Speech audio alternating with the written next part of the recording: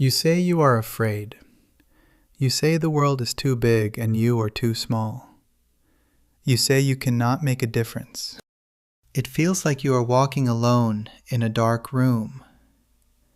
It feels like every door is closed. Every time you try to dream, a small voice whispers that you will fail. Every time you take a step, fear pulls you back.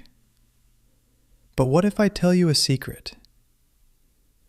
What if all the power in the universe is already inside you?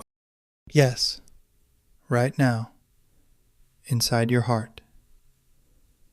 What if you are just putting your hands over your eyes and crying that it is dark?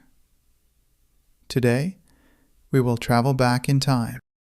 We will meet a young boy from India who had nothing. He had no money in his pocket. He had no food on his plate. He faced cold nights with an empty stomach. He faced people who laughed at him. He faced people who judged him by his skin. But he did not run. He did not hide. This boy stood up in front of the world. He spoke with simple words, but with a giant heart. And thousands of people stood up to cheer for him. His name was Swami Vivekananda. His story is not just history. It is a lesson for you. It is a lesson on how to build a fearless mind. If you want to find your strength, listen to this story. Let us begin. Part 1. The Boy Who Chased Ghosts. Our story starts in a busy city called Calcutta. The year was 1863. On a cold winter morning, January 12th, a baby boy was born. His parents named him Narendra. Narendra was not a quiet baby. He was full of energy. He was full of life. He was very playful and very wild. But even as a small child, Narendra had a different mind. He did not just accept what people told him. He wanted to see things for himself. He wanted to know the truth. Near his home, there was a very big tree. It was old. It had long, dark branches. It looked scary in the evening. One day, an old man saw Narendra and his friends playing near this tree. The old man wanted them to leave. So, he told them a scary story. He said, "Do not go near that tree. A ghost lives up there. It is a terrible ghost. If you climb the tree, the ghost will break your neck." When the other children heard this, they gasped. They felt cold. They ran away as fast as they could. Every time they looked at the tree, they saw monsters. Every time they walked past, they hid their faces. Every time they heard the wind, they shivered. But Narendra did not run. Narendra did not hide. He stood under the big tree. He looked up at the dark branches. He thought to himself, "If there is a ghost, I want to see it." He wanted to meet this ghost. So, he started to climb. His friends screamed. They told him to come down. They said, "Narendra, you will die." But he did not listen. He climbed higher. He climbed to the very top. And then he sat on a branch. He waited. He waited for 1 hour. He waited for 2 hours. The sun went down. The wind blew, but no ghost came. There was no monster. There was only the quiet wind. Narendra climbed down with a big smile. He looked at his shaking friends. He said, "There is no ghost in the tree. The ghost is only in your head. It was just your fear." This was Narendra. He did not believe in things just because someone older told him to. He did not believe in superstitions. He believed in looking for the truth. He believed in facing his fears. As he grew older, his love for truth grew even bigger. He loved books. He could read faster than anyone else. One day, he went to a local library. He borrowed a very thick book. The next morning, he brought it back. The librarian looked at him. The librarian was angry. She said, "Why do you take books if you do not read them? You cannot finish this in one day." Narendra looked at her. He said, "But I did read it. I read every single page." The librarian did not believe him. She thought he was lying. So, she opened the book. She asked him a hard question from the middle of the book. Narendra answered immediately. She asked another question. Narendra answered again. He even repeated the exact sentences from the page. The librarian was shocked. Her mouth opened. Narendra smiled. His mind was like a mirror. He did not just read words, he understood them. He remembered them. And he did this because he was not afraid to try. He did not let the size of the book scare him. He did not let the hard words stop him. He teaches us a great lesson here. Do not let fear tell you what is possible. Do not let others tell you what you can do. You must climb the tree yourself. You must read the book yourself. You must find your own truth. Part 2. The Taste of Hunger and the Search for Truth. Narendra grew older, and his questions grew bigger. He was not like other students. He did not want to just pass exams. He did not want to just get a job and make money. He wanted to understand life. He went to his teachers. He looked them in the eye. He asked, "Have you seen God?" The teachers looked away. They did not have an answer. He asked, "Why are some people rich and others so poor?" The teachers told him to be quiet. He asked, "What is the real purpose of our lives?" No one could answer him. Every time he asked, they gave him words from books. Every time he searched, he found only empty promises. It felt like everyone was wearing a mask. It felt like the world was full of blind guides. He wanted real truth, not just stories. Then, a dark cloud came over his life. His father, Vishwanath, suddenly passed away. His father was a good lawyer, but he did not save money. In one single day, everything changed. The family lost their home. They lost their money. They had nothing left. Suddenly, there was no food in the kitchen. Suddenly, there was no help from friends. The people who used to visit them now walked past them. The people who praised his father now closed their doors.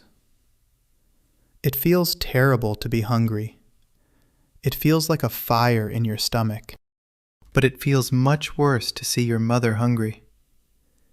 It feels painful to see your little brothers and sisters cry for food.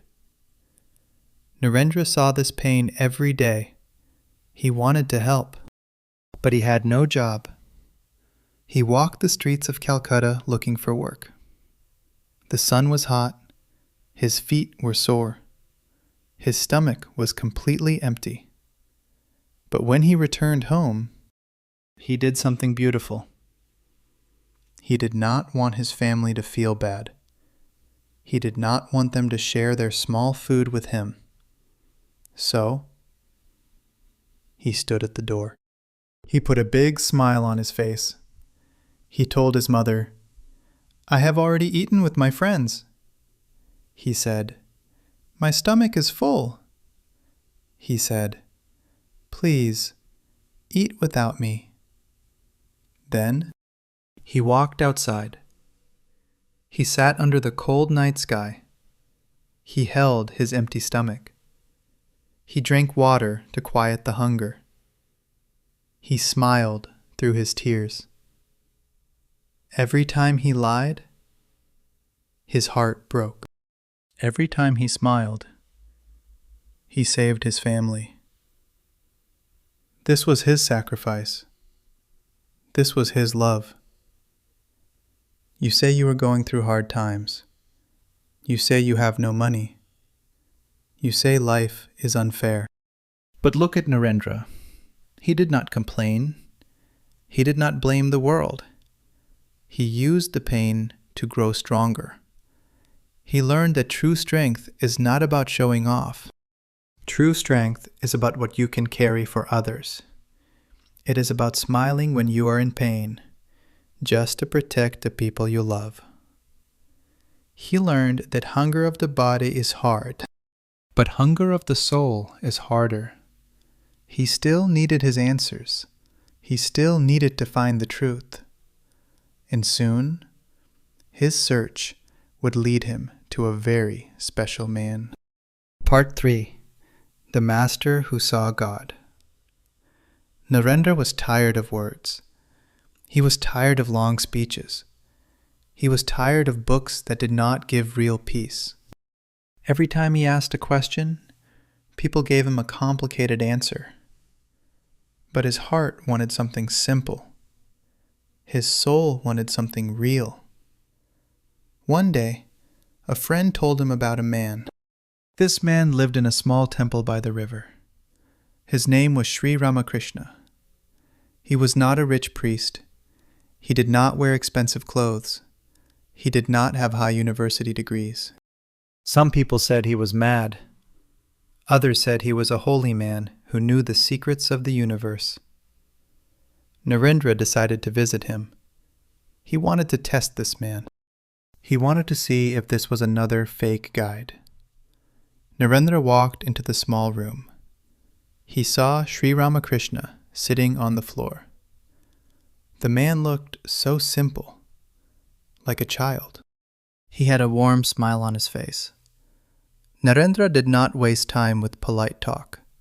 He walked straight up to him. He looked into his eyes. He asked his heavy question. "Sir, have you seen God?" The room went quiet. Usually, when Narendra asked this, people got nervous. They looked away. They started to quote old scriptures. But Sri Ramakrishna did not look away. He did not hesitate. He smiled gently.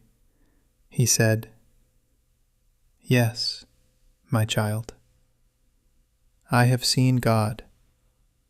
I see him just like I see you. But I see him much more clearly." Narendra was speechless. He had never heard anyone speak with such confidence. There was no doubt in the Master's voice. There was only pure truth. It felt like a cool rain on a hot summer day. Narendra's heart, which had been burning with doubts, suddenly felt calm. But Narendra was a young man of science. He did not want to just believe because of beautiful words. He asked, "How can I feel this truth?" Sri Ramakrishna touched his chest. He said, "Close your eyes. Do not look at the world outside. Look at the world inside you." Narendra sat on the floor. He closed his eyes. he began to meditate. At first, his mind was like a wild storm. He thought about his family. He thought about their empty kitchen. He thought about his father who was gone. But slowly, the storm stopped. The loud thoughts became quiet. A deep silence filled his mind. He felt a warm, bright light inside his chest. He felt a love that was bigger than the ocean. When he opened his eyes, tears were running down his face. He knew the truth now. Sri Ramakrishna looked at him and gave him a secret. He said, "God is not hiding in the clouds. God is not locked inside a temple of stone. God lives in every human heart. He is in the rich man, and he is in the poor beggar. If you want to find him, do not run to the mountains. Look at the people around you." The Master said, "Serving humanity is the highest form of worship. Every time you help a poor person, you are helping God. Every time you feed a hungry child, you are feeding God. Do not look down on anyone. See the divine spirit in everyone." This teaching shook Narendra to his core. He realized his life was not meant for small things. He was not born to just worry about himself. He was born to serve. He was born to love. This simple meeting changed everything. The search was over. The mission had begun. Part 4. The Wandering Monk and the Test of Focus. In 1886, a dark day came. Sri Ramakrishna closed his eyes for the last time. The Master was gone. Narendra felt completely lost. He felt like a ship without a sail. He wept. He sat in the dark. But then, he remembered the Master's words. The mission was waiting. The poor people of the world were waiting. So, Narendra made a big choice. He gave up his old life. He gave up his home. He gave up his clothes. He took the name Swami Vivekananda. He became a monk. A monk has nothing. No money, no home, no kitchen. He began to walk. He walked across the giant land of India. His feet were bare. The ground was hot like fire. The dust covered his face. Sometimes he slept under a tree. Sometimes he slept on the hard ground. He did not know where his next meal would come from. Many days he had only water. But his spirit was not poor. His heart was full of fire. Every time he walked into a village, people looked at him. Some saw his bright eyes and welcomed him, but many others did not. They saw a poor man in dusty clothes. They thought he was a beggar. They closed their doors in his face. They laughed at him. They threw mean words at him. Every time they closed the door, he did not get angry. Every time they insulted him, he only smiled. Every time they pushed him away, he grew stronger. He told himself, "Strength is life. Weakness is death." He knew that hard roads make strong feet. He knew that cold nights make a warm heart. You say people are mean to you. You say they do not respect you. You say their words hurt your feelings. But look at Vivekananda. He did not let their words enter his mind. He had a shield. His shield was his focus. He had an incredible power to focus. He could block out the whole world. One day, he was sitting near a road, reading a book. His friends were sitting close to him. They started to talk. They talked very loudly. They laughed. They made a lot of noise. But Vivekananda did not look up. He did not move. His eyes just moved across the pages. After a long time, his friends stopped talking. They looked at him.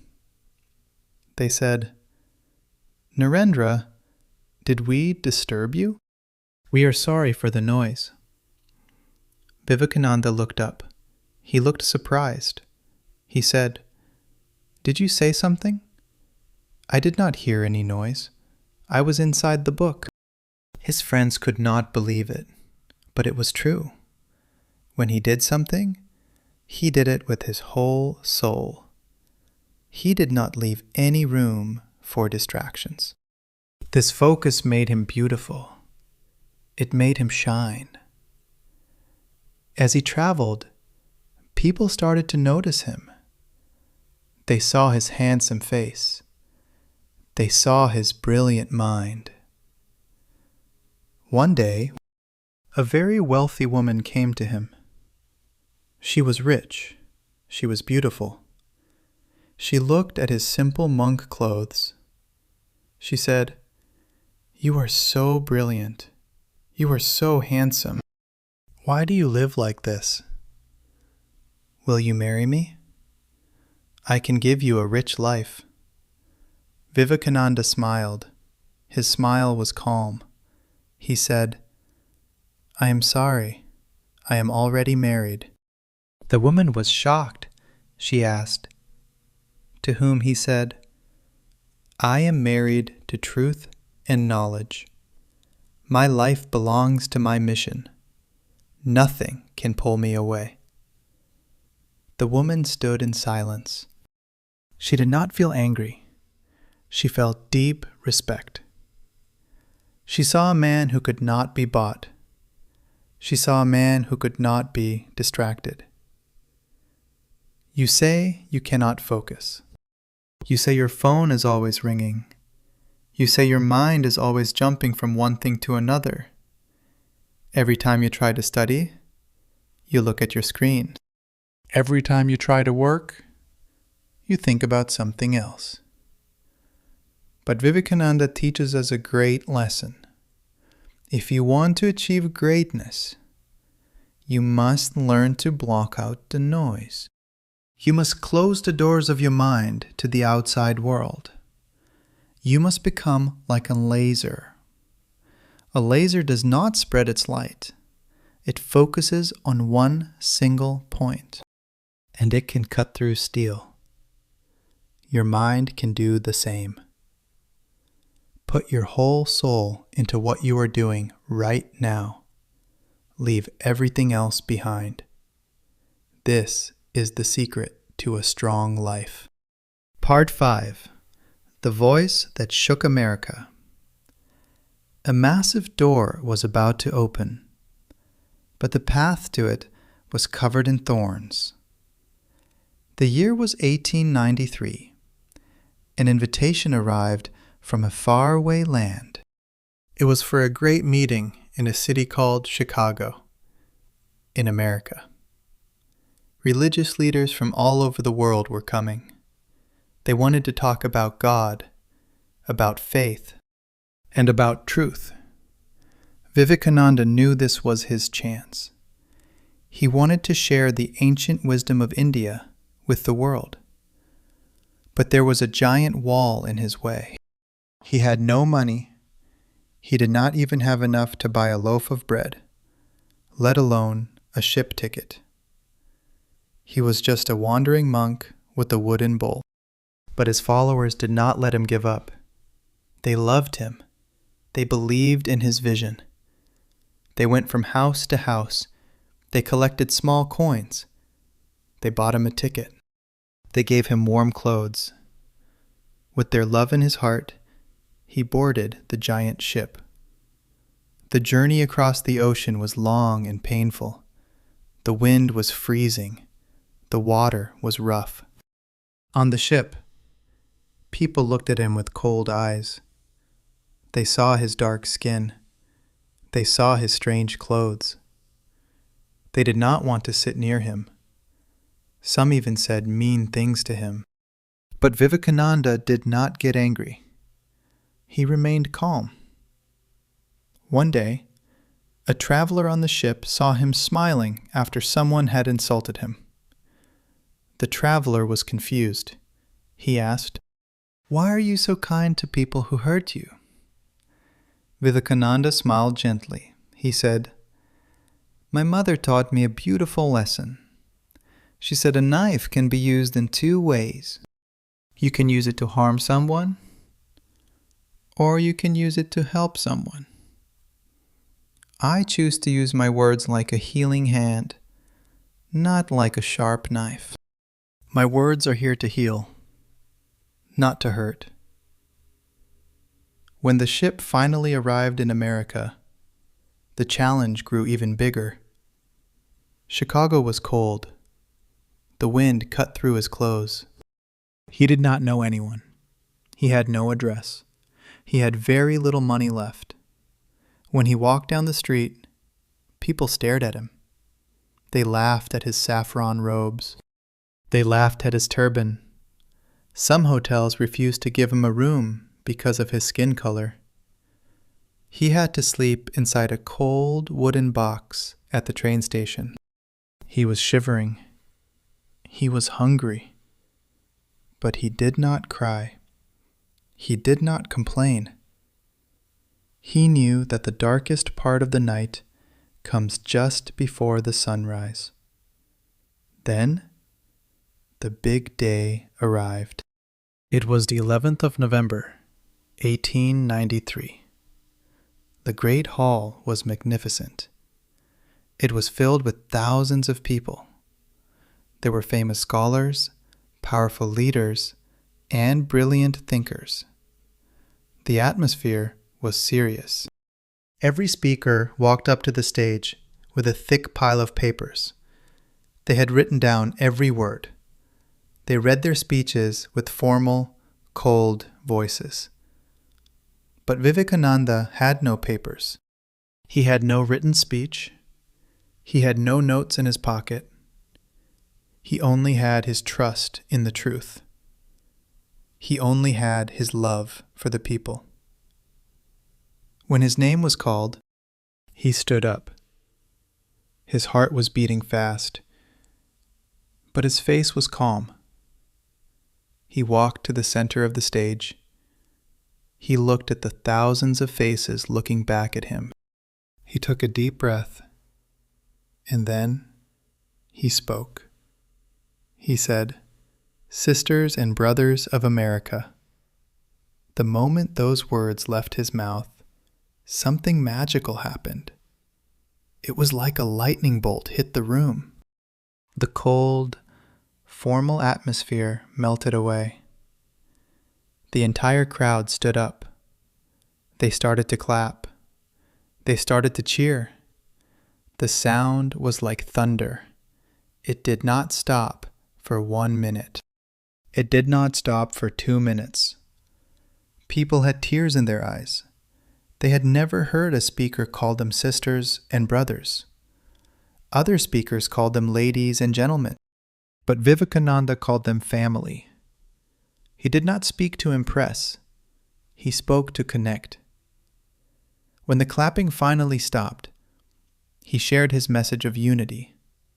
He said, "We are all different. We have different religions. We have different cultures. But we are all walking the same path." He said, "Think of the small streams of water.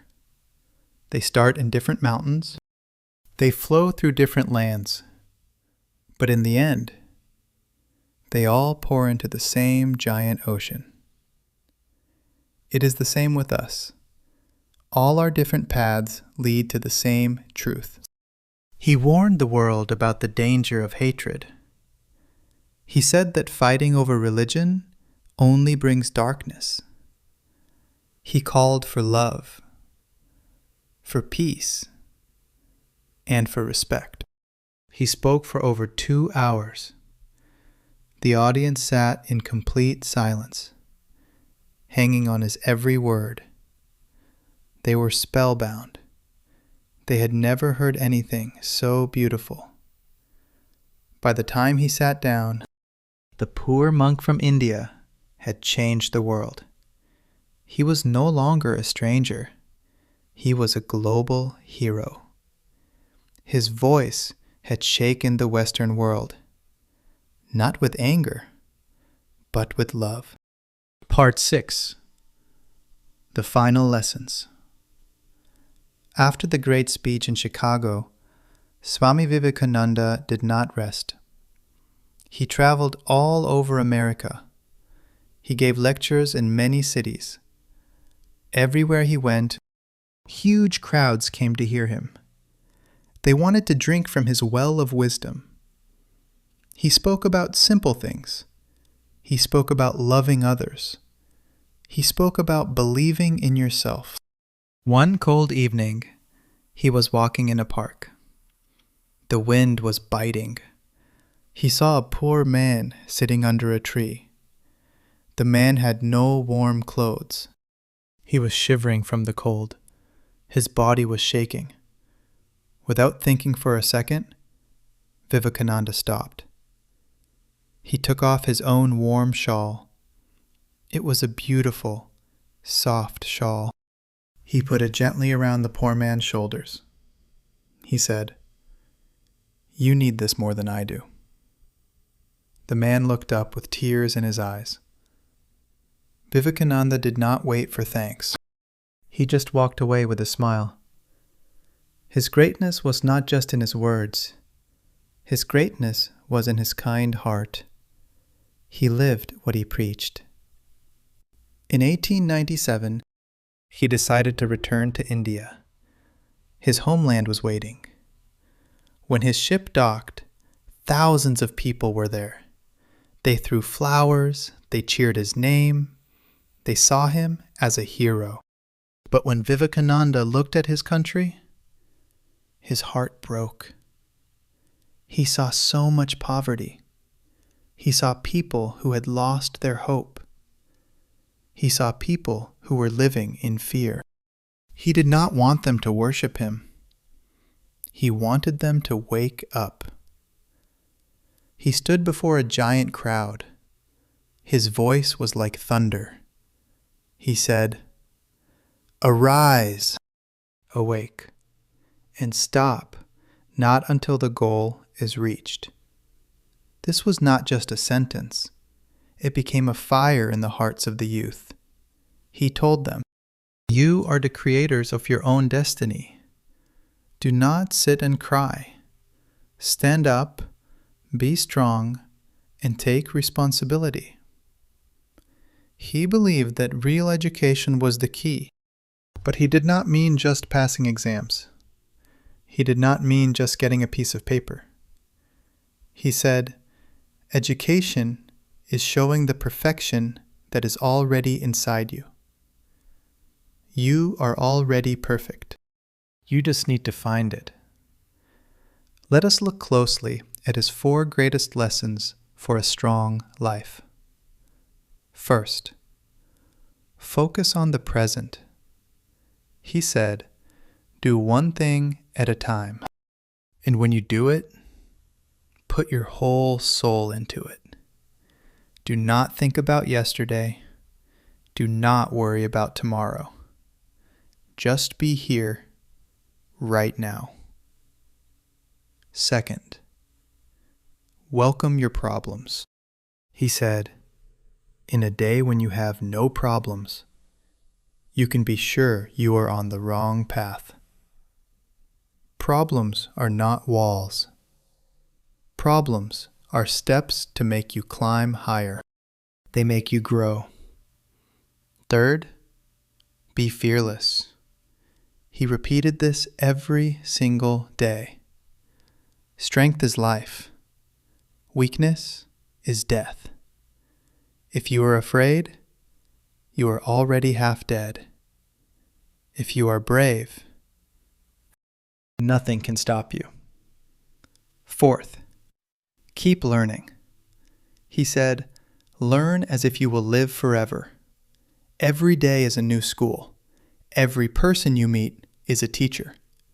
Never stop growing. One day, a young man came to see him in Calcutta. The young man was sad. He said, Swami, I want to do something big, but I do not know how to start. I feel lost. Vivekananda looked at him with warm eyes.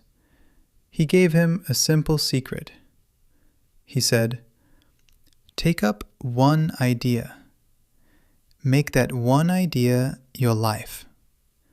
Think of it. Dream of it. Live on that idea. Let your brain, your muscles, your nerves, and every part of your body be full of that idea. And just leave every other idea alone. He said, this is the only way to success. The young man listened. He took one idea. He worked hard. And years later, he became a very successful businessman. He always remembered the monk who changed his life. For Vivekananda, spirituality was not about sitting in a room and chanting. It was about action. It was about helping others. Once, there was a terrible drought in India. People had no water. They had no food. They were dying. Vivekananda did not just pray. He went to the villages. He worked day and night. He carried water. He distributed food. His body was tired, but he did not stop. He said, serving others is the highest worship. But his hard work took a toll on his body. He was working too much. He was sleeping too little. His health began to fail. His disciples begged him to rest. They said, Swami, please take care of yourself. But he smiled. He said, it is not life that matters. It is the courage you bring to it. He knew his time was short. He said, even if I die tomorrow, my work will live on.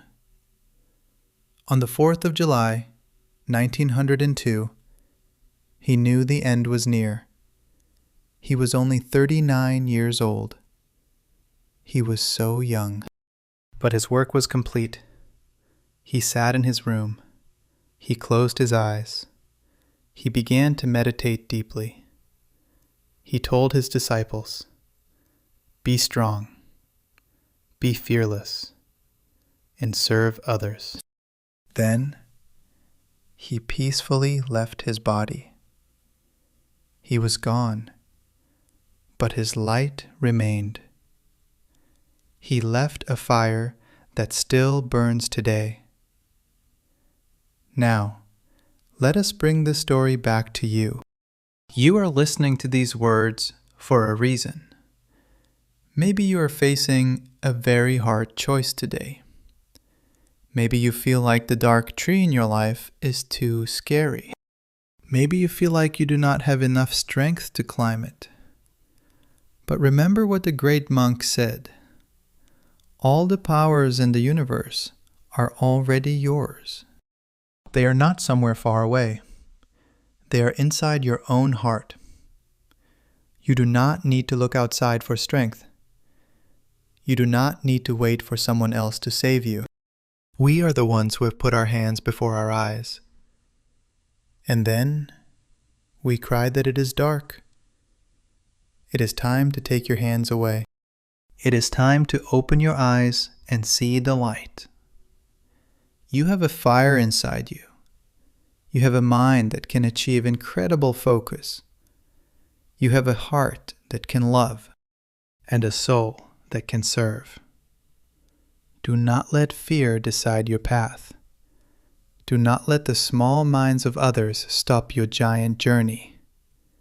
If you fail, do not worry. Remember his words. If you win, you can lead. If you lose, you can guide.